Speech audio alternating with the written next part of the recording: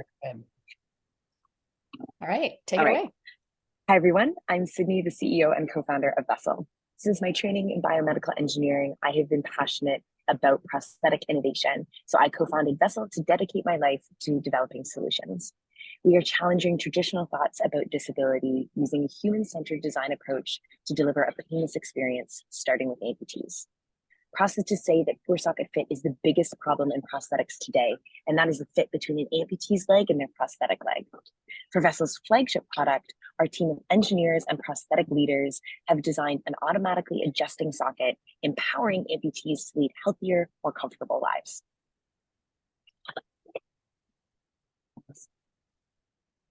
Imagine you walk for an hour in the mall or Costco in shoes that are too big. You get home and your feet are a bloody mess of blisters. Now imagine that you're an amputee like Ed here, and this is happening to your leg. It is so painful that you are wheelchair bound until the blisters heal, and you wake up every morning afraid the wounds will get seriously infected and lead to another amputation. This is called poor socket fit and affects all 50 million amputees around the world. Ed's leg changes size throughout the day and in the long term inside of his socket, leading to chafing and pain. Current sockets rely on Ed to know when and how to adjust his socket fit. He has to regularly remove his socket and add a sock underneath to make up for his shrinking leg size. The constant adjustments are time-consuming, frustrating, inconvenient, and difficult to manage. Ultimately, many lower limb amputees will stop using their prosthesis altogether. Thankfully, Vessl has a unique solution. Our isoform socket is the only socket that automatically adjusts as Ed's leg shrinks and swells. It does not rely on sensors to sense pressure on the leg. Rather, there are mechanical components that store potential energy in the socket and slowly release it into the adjustable panels to maintain a comfortable fit. The level of pressure is set by the prosthetist during fitting of the prosthesis, since each socket is custom made to the amputee. The prosthetist uses the same workflow as usual, measuring the amputee's residual leg and sending those measurements to a central fabrication site for manufacturing. With isoform, Ed avoids pressure extremes that often lead to blisters, so he can walk around all day comfortably. He only visits his prosthetist when he needs a new prosthetic leg, so prosthetists retain their patients while spending their time on billable events. And we're entering a very attractive market where every 30 seconds, a leg is amputated around the world. For our flagship product, our total addressable market is the global prosthetics market, which is $6.6 billion and growing. Diabetes is seeing 16% growth in just 5 years, which is a major driving force behind this market growth. Based on the 1.5 million Americans with a below-the-knee amputation, our serviceable addressable market is $1.5 billion. The American market is being driven by an intense demand for prosthetists, whose employment growth is twice the national average. With our flagship product, our serviceable obtainable market is $745 million, accounting for amputees' eligibility for a prosthetic socket and the frequency with which they are eligible for a new one. This represents our beachhead market, and based on comparable companies, we expect to obtain 5% of the market. We have filed a provisional patent around our technology, protecting all methods of automatic passive volume adjustment. Our legal team is confident that our broad claims will protect our technology and that prior art gives us the freedom to operate. While we filed our provisional patent in the United States, we plan to file a PCT by the end of this year and a full US application. Our PCT filing gives us time to examine which jurisdictions are most advantageous in which to file full applications. Our isoform socket comes out on top when compared to 3 competitor categories because of our automatic adjustments. Manually adjusting sockets rely on constant manual operation, making them inaccessible to amputees with poor dexterity or sensation loss. Bionic sockets are stuck in research and development, remaining too costly, bulky, and heavy to be clinically relevant, as we've heard from several prosthetists. And traditional sockets are static, so they rely on prosthetic socks for volume adjustment, which are frustrating and inconvenient to manage, as I mentioned. Isoform's automatic adjustments make comfort accessible to the masses. Without disrupting prosthetist workflow, isoform reduces the number of appointments they spend on socket fit management, appointments for which they are poorly reimbursed. Prosthetists can use existing healthcare codes to recover the isoform socket, while competitors add fabrication time and costs, cutting into clinics' profits. With increased comfort comes increased wear time and mobility, with fewer clinic appointments, saving amputees and prosthetists time and money. Vessl operates in a business-to-business model with a global plan, but starting in the United States. We will manufacture by partnering with central fabrication sites to whom prosthetists are familiar outsourcing. Our cost of goods sold are $400. We will sell our socket to prosthetists, first through our own sales force and then through distributors as we expand. Prosthetists want to spend 30% of their revenue on materials and labor for socket fabrication, which is part of how we calculated our selling price. Then prosthetists are reimbursed through insurance using existing CPT codes. The socket payment is a one-time fee, but amputees are eligible for a socket replacement every 3 years or by recommendation from their doctor, which supports a recurring revenue model. To go to market, we have already started engaging with the Veterans Affairs, and we'll use their 2% market share and uniquely strong funding model to enter the industry. We have an in with them through the Innovation Network, but we'll also be meeting with leading VA executives at the Medical Health Science Research Symposium that the military hosts annually. Shortly after, we will sell into the Hanger distribution network, which represents almost a quarter of all clinics in the United States. Hanger has a long-standing relationship with the VA, so as our relationship with the VA strengthens, our adoption into Hanger becomes easier. We will also meet with Hanger at leading prosthetic conferences, including AOPA, which occurs every September. Together, these large distribution channels will give us the resources and foundation to sell into smaller clinics, networks, and individual clinics. To support our sales efforts, we will build brand awareness at conferences and trade shows. We will attract champions and early adopters through clinical partnerships, and we will target leads through direct sales. We've achieved significant milestones since incorporation. We began engaging with the Veterans Affairs, working with 5 of their healthcare centers on product validation. We met VA prosthetists to virtually ask questions about the clinical viability of our design and to validate our assumptions. By the end of this year, we will send our socket to participating centers to obtain their feedback on the physical device. We've raised a pre-seed round and to date have secured over $1 million in dilutive and non-dilutive funding combined. We have spent the funds in 4 key areas: product development, voice of customer, intellectual property strategy, and market research. Most recently, we started the Techstars Physical Health Fort Worth program to secure strategic partnerships in the United States and expand our network. We're using our current funds to finish our minimum viable product and test it with amputees. In the new year, we will begin our seed raise and apply for our medical device license to prepare for commercialization. We are an FDA Class 1 medical device, which means that approval should take approximately 1 month. We do not require clinical trials to go to market, but prosthetists do like to see clinical data, so we will perform clinical studies with amputees before and after we commercialize. We are asking for $2 million for our seed round to conduct those clinical studies I mentioned and launch our product in the United States. This raise will last us 18 months and get us through to revenue generation. Then we will raise a Series A to scale. For the clinical study, our goal is to test the comfort and function of our socket with 30 amputees. The study will take about 4 months for recruitment, 2 months to complete, and then 2 months for data analysis. We are in discussions with several academic organizations and outside prosthetic clinics with whom we could partner for the study. Prosthetists have told us which tests they want to see us perform so that the information gathered is relevant to their decision-making process. Mergers and acquisitions are also common in the prosthetics market and expose the parent company to the industry for vertical integration. Typically, large manufacturers or clinic networks look for companies that are generating revenue and offer multiple products. While we are building a sustainable company, if we were given a reasonable offer, we would exit via acquisition.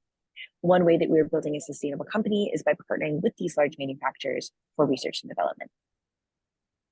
Based on the number of sockets each prosthetist in our pipeline will purchase, we estimate our 5-year revenue projections to be $39 million, reaching 5% of our serviceable obtainable market. Our costs will decrease as we partner with larger central fabrication sites for manufacturing. Our costs will also decrease when we release the kit version of our socket so that prosthetists can use our kit to fabricate the sockets in-house. To date, we have 23 clinics in our pipeline, servicing 7,500 below-knee amputees, and are focused on converting those initial conversations into committed orders.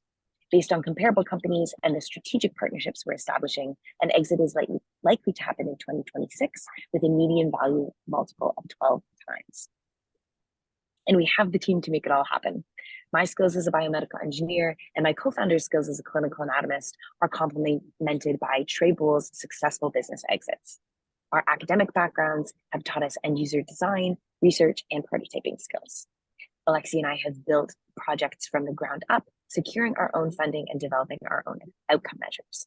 We've also surrounded ourselves with leading experts in prosthetics and company creation to guide Vessels to success. Our advisors include Ben, a certified prosthetist with a background in biomaterials engineering and varied clinical expertise, including experience at Shriners Hospital. Trey, a serial entrepreneur with dozens of successful exits and the managing director of the Techstars Physical Fort Worth program. And Jim, whose new products have generated nearly $1 billion in sales and who is named on 14 patents. In summary, Vessl is the only company solving poor socket fit with a unique solution. Prosthetists and amputees say that this is the largest problem in prosthetics and that our solution is needed. Our proprietary technology allows the socket to adapt to the leg, thereby reducing discomfort. So we are addressing a $1 billion market opportunity with a low-risk device. Join us in helping amputees like Ed get reliably back on their feet. Thank you. Thanks, Sydney. All right, and my apologies. At the opening, I would normally ask the investors to introduce themselves so Sydney and Payal have an idea of who they're pitching to. So maybe before each of you start your comments, you could give us 20 seconds on your own background. Sue, do you want to kick off the feedback? Yeah, sure. Absolutely. Thanks so much, Sydney, for that. I am a member of the Capital Angel Networks, and prior to moving to Ottawa 5 years ago, I worked in the Middle East, mostly with a .com organization. And as part of that, I was responsible for our incubator. So we had several companies that we brought in, of which most of them exited very successful. And I was part of that whole selection process, and moving them out. We all like to exit, don't we? So first of all, congratulations. I really enjoyed the. Would you mind just putting your presentation back online? Absolutely. Yeah, no problem. I really enjoyed the cleanness of your presentation. I think your initial couple of slides were very effective in sort of explaining the problem to us non-prosthetic or medical people. So I think that's great. I think you've totally nailed that in terms of the problem and the solution. The part where lots of question marks came up in my head are two places. If you can go to your competition and then your sales slide. So I wasn't very sure about, you said you were going to get to $39 million in 5 years. And I wanted to know from you, your main competitors, Click Medical and, the other three, what's their current annual revenue? Do you know? Their current annual revenue, so a lot of these companies are private companies. One of our largest challenges when trying to come up with comparables has honestly been finding information on any of these companies. The annual revenue is low. I would have to look to get those exact values though. Okay, so you're saying that their annual revenues are lower than your 39 million. Okay, so that's an interesting point, which takes me to, I guess, my key stickler. Is you've taken me to 39 million in 5 years. You haven't showed me how you're going to grow that in terms of sales headcount. I don't know how you're going to do that. So if you can give us maybe some more information on that. Right. It feels like you've put all of your eggs in the basket of hoping that you get acquired, which I think is a great thing. But you need to give us some idea of how this revenue is going to happen. Okay, that's a great point. So perhaps somewhere on this financial overview, you can add maybe a line about your sales headcount, just to sort of relate the two, so that I know you're hiring people. I know that you do have a sales strategy. You've obviously got the advisor there, so there's somebody who's on the ground and who's advising you. That little bit was missing. Okay. That's very helpful. Yeah, that's a very vital bit. So yeah, I mean, I'll let Victoria jump in right now, and then, if we have any more comments, we'll come back to that. Thank you, Sue. That's super helpful. Yeah, Victoria Xu, I'm the one of the 10 funding Chibut investors. I've been with that support female funders. So telecom background, software mainly, and then move on to tech investment. But I studied biomedical engineering. That's why I also invest in biotech, medtech. this space, and also now also more into sustainability clean tech. So I'm currently also a co-founder and CEO of a clean tech startup commercializing a hydrogen production technology. Yeah, it's so all right, because it's clearly that you've done a lot of sort of pitch, and you've successfully raised pre-seed round. So I don't have much sort of comments on the pitch per se. There's just two points. One is that you mentioned that at a certain point you will, on the manufacturer side, you can do something to significantly reduce the cost of like doing some mold, and then people can do that. And so that one I would say that you probably need to have it in that product roadmap. You have a product roadmap with FDA and all the stuff. It's good to have that there, so then it kind of the flow. Well, okay, this basically that page, that slides serve as a way of the overall picture to support your financial claims. And also then you mentioned that FDA, it doesn't require FDA approval, but it's clinical study to provide the data. That one probably need to be whatever highlighted or mentioned, or just in that FDA that roadmap slides, because when people see FDA, they might worry about that. So, and typically it's expected on that slide you make it very clear of what's the regulatory pathway here, what's required, you know, what's class 1, class 2, whatever that term is, and there you probably need to highlight there that this is not a FDA requirement or approval needed for class. This one is called class 1, right? Or Yes. what?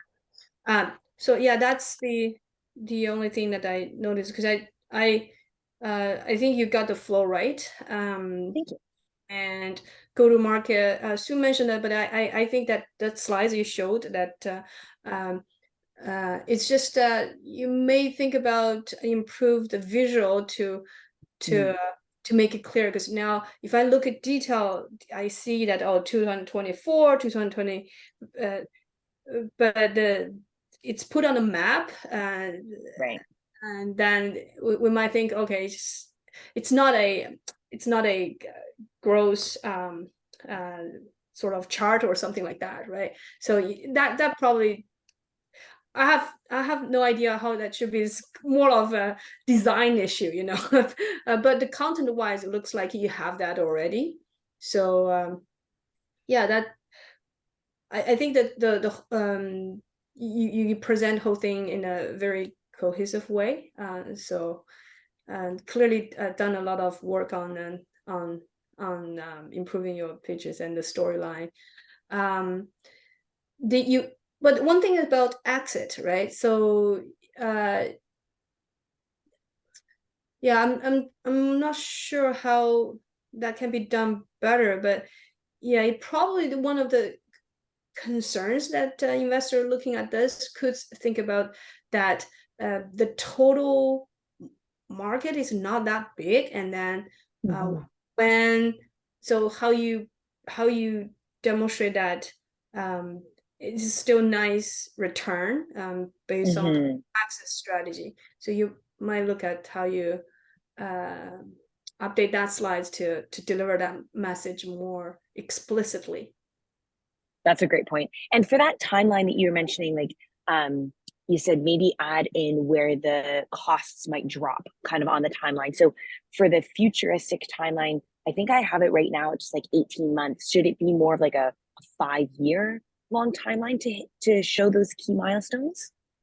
Yeah, I think you can make it a 5-year timeline. But it's kind of a visual design issue, how you make it there, but not adding too much words, and just trying to get the message across. Yeah. Okay, great. Thank you so much.